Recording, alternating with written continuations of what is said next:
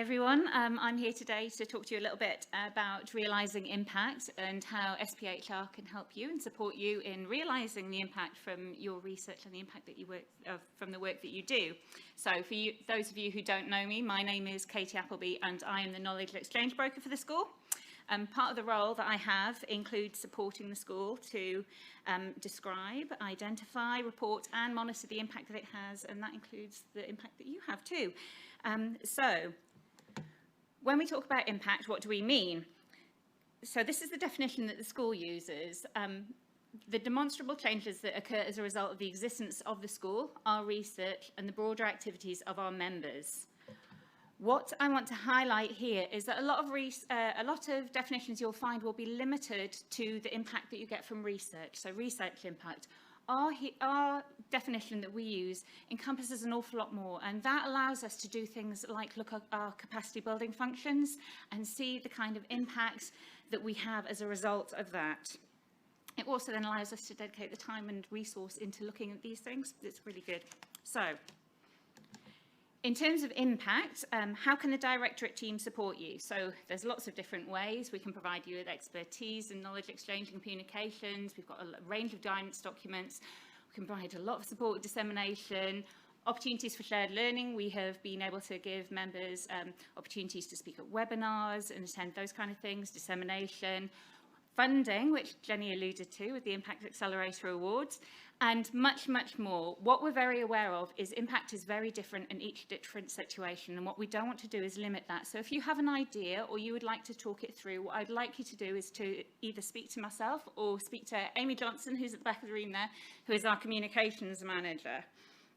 So, you're interested, please come and talk to myself or Amy, and you can contact us at that email address. Both Amy and I can access that one, so if you'd like to tee up a conversation, please do that.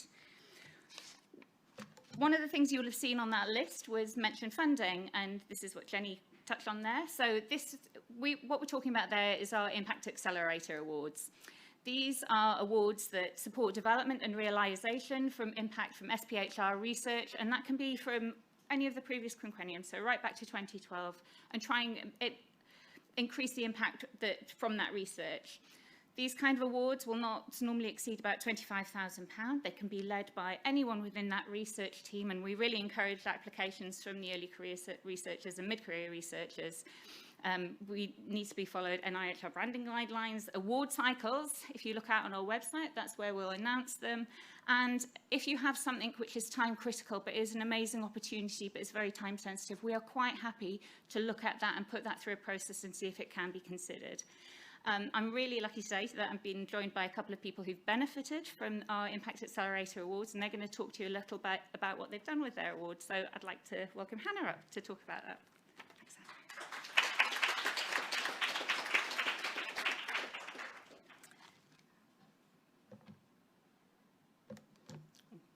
Good start. Thank you, Katie. Yeah, I'm Hannah Fairbrother from the University of Sheffield, and I'm speaking on behalf of my colleague Nick Woodrow, who secured this award. And the award follows on from a project we did, which was a collaboration between Bristol and Sheffield. So we secured a small amount of funding to promote the reach and impact of our evaluation findings of a digital health contact, the DHC. So the DHC is a novel, school-based online health and wellbeing survey, and that's delivered across a number of schools in the Leicestershire area. And students in year 7, 9 and 11 complete the survey, and unlike most surveys where it's just anonymous, it's a screening survey. So if some of the answers that students give promote what we call red flags, then they're assessed by the school nurse, they meet with the school nurse, and the school nurse works out a package of support for the student, or they can refer them for further external support. And for our evaluation, we spoke with lots of young people who'd taken part in the DHC, as well as local authority colleagues who commissioned the DHC, and colleagues from the NHS, the school nurses who are involved in the DHC on the ground with schools. And we received really, really positive feedback about the DHC, both from the young people who thought it was a brilliant way to identify unmet health needs, so things that they might not have approached a teacher about, approached the school nurse about, even spoken to parents about. They found the survey a really accessible way in which they could articulate some of their feelings or their concerns. And similarly, schools were really grateful for the opportunity to run the screening survey in the school, and grateful of that opportunity to work closely with school nurses and to be able to offer students further support. And again, thinking of that real equity lens, it definitely came through both from the young people and the people involved in delivering the DHC, that it was particularly important for young people living in contexts of deprivation. So, really, really positive findings from our evaluation, which we wrote up in academic papers.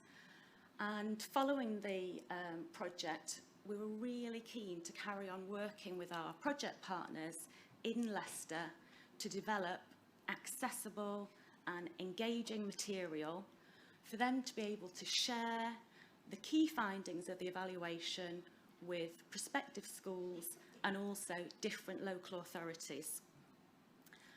So we worked closely with our project partners and a visual storytelling organisation called Nifty Fox, who were brilliant in taking us through a workshop together where we could really begin to articulate what we perceive to be the key findings and the most relevant information to convey to prospective schools and local authorities.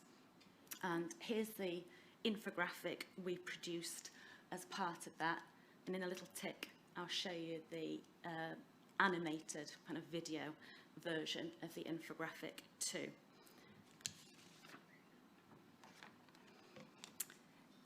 In terms of trying to get a sense of the impact and reach of the infographic and the animation, we've tried to track how it's been shared on social media, how it's been shared at local authority and more national level meetings, and also look at how school nurses are using the video infographic in their introduction to schools. The feedback that we've received has been really positive, and school nurses have been particularly positive in that it enables them to give a consistent, concise overview of the DHC, which is then like a springboard for further discussion and questions.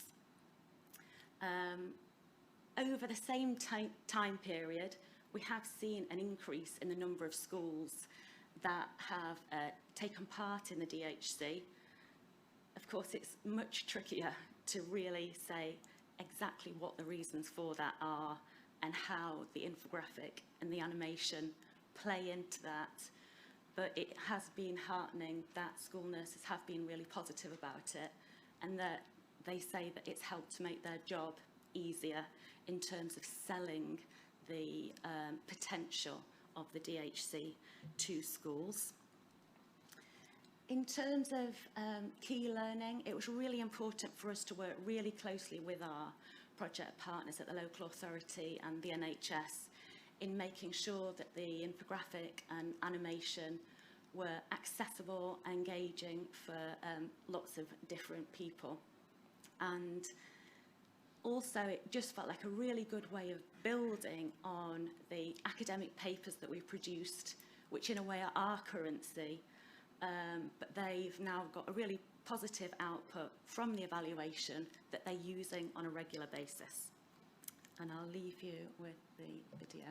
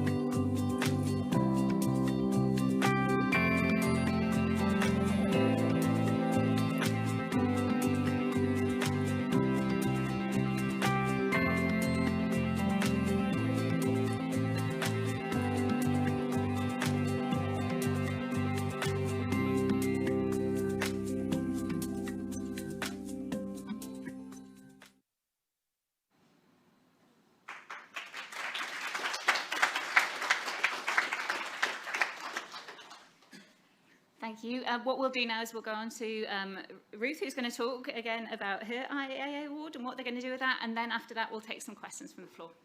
Thank you, Ruth. I'll just fill up my smallest glass ever with water, the thimble of water, to keep us going, and then make a start. So yes, I'm Ruth McGovern. I work at Newcastle as part of Fuse. I am an NIHR population health career scientist and a senior lecturer in public health research. And I'm going to talk to you about our Impact Accelerator Award, which builds upon 2 School for Public Health Research funded projects. The first one was Safe Space, which is a project that I led, and the second is Spring, which is an SBHR funded PhD student, which was led by Cassie Muir and supervised by myself, Eileen Kaner, and also Judy Kitcher from Bristol with the support of Viv Evans from AdFam. So these 2 SBHR funded projects were concerned with developing interventions for families who are affected by substance use, particularly families with dependent aged children. And whilst they were linked in topic and also a bit by the people that were involved in those projects, there was never an intention that the interventions that were developed from them projects would be linked. The idea that we had, I believe, as we started those projects was that the Safe Space project would develop an intervention for the non-substance using parent in substance exposed families, and quite independently to that, Cassie's PhD was intended to develop a separate intervention for substance exposed affected children in those families. However, separately, we both came to the conclusion that children's storybooks would be a useful resource. We identified other interventions that are very much separate that we tend to continue to look into as opportunities to develop. But within the Spring project, there was a lot of evidence that was supporting children's sense that they felt that they were very alone in their experiences, and they felt that nobody really understood and that they were stigmatized because of their experiences of parental substance use, and really felt like nobody else had the understanding of the situation. Whilst in Safe Space, we had such a varied sample of parents and caregivers within that particular study, right the way from affected non-using parents who were estranged from their partners, kind of had it all going on. They were okay with it, but they were managing some of the day-to-day impacts upon the child, to a parent who was still living very much within a substance exposed environment, maybe still with the partner, and experiencing some of the daily challenges of that, through to grandparents who were caring for their grandchild because their own child, who was the parent, had died or went to prison because of the substance use. And despite that variation, one of the findings that came out really strongly from that research was that the parents tended to really struggle to know how to talk to their child about the other parent's substance use. So between the 2 of us, we independently came to this idea of a children's storybook. So we applied for the Impact Accelerator Award, and we were given funding to work with a children's author and a children's illustrator, and both of these colleagues have got really great experience of working on sensitive projects. And at the beginning of our project, we had a number of different meetings where we had really in-depth conversations about the findings from the different projects and shared with them the things that we thought were really important to inform the development of a book. And since then, Danielle and Josie, the author and the illustrator, developed an outline of the story that we've been taking to groups, creative workshops, a series of creative workshops that we've held with families that have been affected by substance use, including dependent aged children. And there's a plan to also repeat some of those discussions and workshops in a slightly different way with primary school practitioners. So on the left, as you're looking at it, my right, your left, the text that you can see is basically the plot, the story or the setting or the characters that Josie and Danielle developed from the findings of the 2 SBHR projects. And on the right, what you can see is the images that the children have produced within the creative workshops. The text that you can see now is far more detailed than what will be in the book, but it's to inform the process that we're all going through. And one of the things that was really important from the findings of the projects was was creating a safe space for children to talk about this particular topic. And actually, within particularly Cassie's PhD, there was some examples of children where they talked to people about the parents' substance use, and that actually increased their vulnerability. So we had to be really mindful of that particular issue. So the setting is a far, far away galaxy, very far removed from the households of the children who are experiencing parental substance use.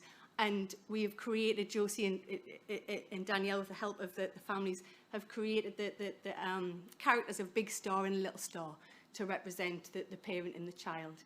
And the metaphor of the little star trying to get their twinkle to demonstrate the emotional challenges that the children can go through. The other thing that we really wanted to do was acknowledge the impact of parental substance use upon the children, but we're really mindful of, again, quite a variety of experiences that the children would have. And often children who have experienced parental substance use feel very protective over the parents, may have some different feelings towards it. And equally, the parent and the non-using parent can often feel a lot of guilt and shame about the substance use and really feel very judged from various different people who they come into contact with. And that can often be unhelpful in help seeking. So it was important that we continued the idea of the metaphor into a way that we could acknowledge the impact upon the children in a way that didn't stigmatise the families. So we had the menace here and the idea that they got knocked off course by the impact upon Big Star. We wanted the book to be helpful, and we saw the way in which it could be helpful to children and families would be to open up conversations about the particular topic. And we therefore, again, had the metaphor of a star sweeper here. And the idea in this part is about the young person, the child, being able to identify somebody within their environment who might be a trusted adult, a trusted other.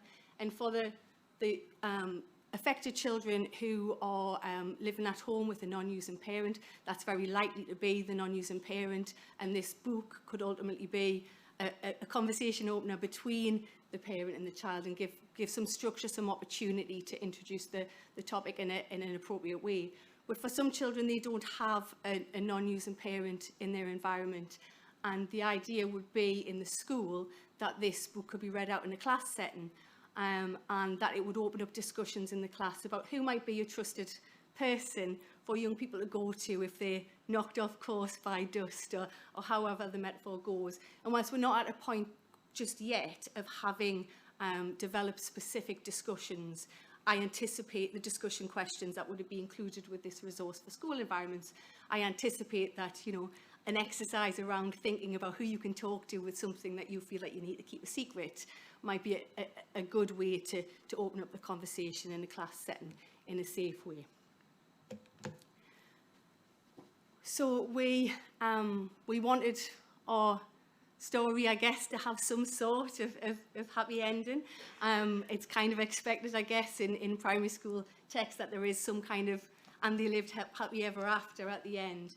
And I think one of the difficulties that we recognised with this particular population is that the ending isn't always that the parent stops using substances, and if they do, it might not be in a linear fashion. And certainly one of the things that came out quite strongly from Cassie's PhD was that many of the young people come to some kind of comfort, if you like, through managing their own situation rather than relying on the situation itself changing.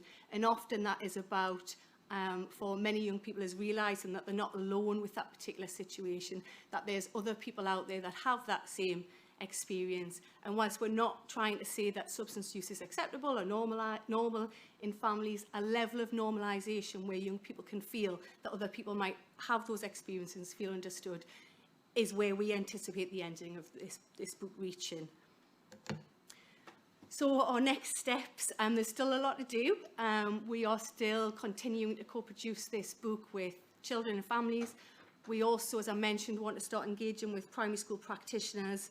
And there's a number of people that we've been in touch with so far who are very enthusiastic about the project within a school setting and are really keen to meet with us and discuss the ideas as they develop. And within those sessions, as well as making sure the content is appropriate for the school setting, we'll be looking at developing some of those exercises that I mentioned so that it can be used both as a resource within the home and also within school. And we're beginning to make some plans for trying to trial the book actually within primary schools and estimate the effect of that particular intervention.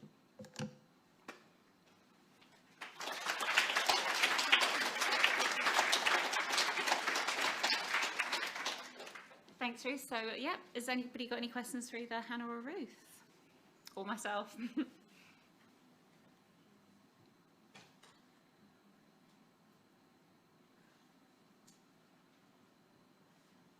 Silence. Oh, yes. It's not really a question, actually. It's to be really, really cheeky. And I wonder if you've got any schools earmarked to already engage with. Are you from a school? No, I'm not. But I am from Gateshead Council. Right, okay, so we've been in touch. One of the people we've been in touch with is Coram. And Coram, as you may know, is a charity who works, it does a lot of PHSE work within a lot of schools. They have a big network of schools, and we've been starting to have conversations with them to ask them to help us identify schools. If Gateshead wanted to be involved, we'd be super duper thrilled. Yeah. Absolutely. Good stuff. Sounds good. Good. Sorry, that was a bit cheeky. No, it's definitely not. Not at all. Very glad. Margaret? I think we're getting the microphone. Yeah. Thanks, Katie. Yeah, that was really interesting. Thank you.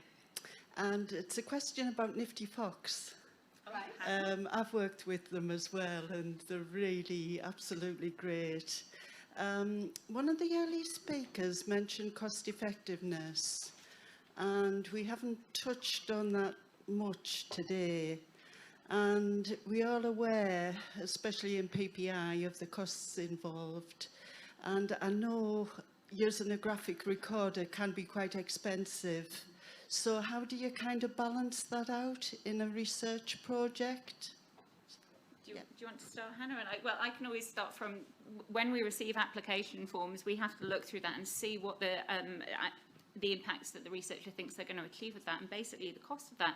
And we have to judge whether they're worth it. And that's what it is. And what we need to do when we do that as well is walk through and sanity check it, see, actually, is it realistic? Are they really going to get there? Are they engaged with the right people already? Are the right people on board? Have they thought this through? And by doing that, what we hope to achieve, we understand the impact doesn't happen overnight, but have they got a really good plan of trying to get there? And I think that's what we have to take on board when we look at these application forms. I don't know, do you want to add anything? The only thing I'd add is, when you set out on a project, you're trying to kind of anticipate the impact right at the outset and put your plans in place. But what's really good about this scheme is that it does enable you to be a bit further on and to have that better understanding, in this case, of the evaluation findings. And yeah, that just helps us to be much more informed in terms of working out the next steps. So it's great that it's more responsive and kind of agile. I guess just to come in on that and pick up what Katie said, and also what Hannah said. I think, first of all, just to say that we have a panel across the school that look at these impact awards, and Pennymaker has kindly chaired the panels for that. But each of the members of the school have an impact lead, and they form the panel.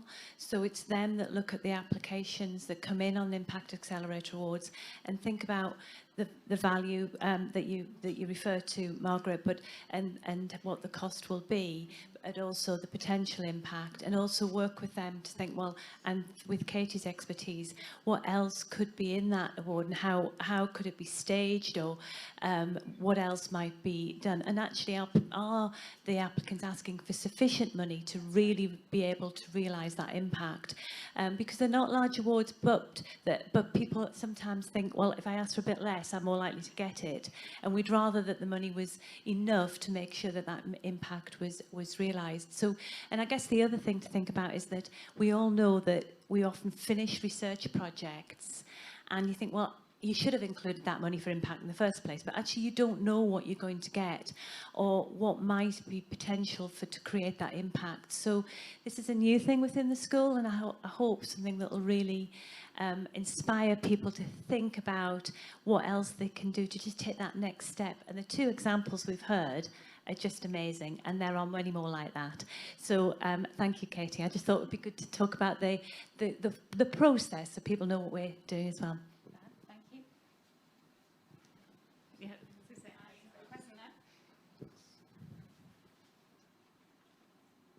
It's maybe less of a question, but more of an extension, I think, from what Ashley was just saying there, because often in research NIHR, you know, we try to think about impact from the beginning, and it's project-based. What I heard with Ruth's presentation, looking at Spring and Safe Space, is sometimes if you're working in a programmatic way, and that's something I love about the school, is the programs of work, you can sometimes see something that sort of meta, it's over and above any individual project. You can bring together learning and findings across a number of projects, and that can take you in a new path. So that's one of the things, Ruth, that I was listening about. Those two pieces of work started separately, but by considering them together, you could see a new need with the potential to have real impact there. So I just thought that was worth pointing out. I never imagined doing a children's book, and I still have.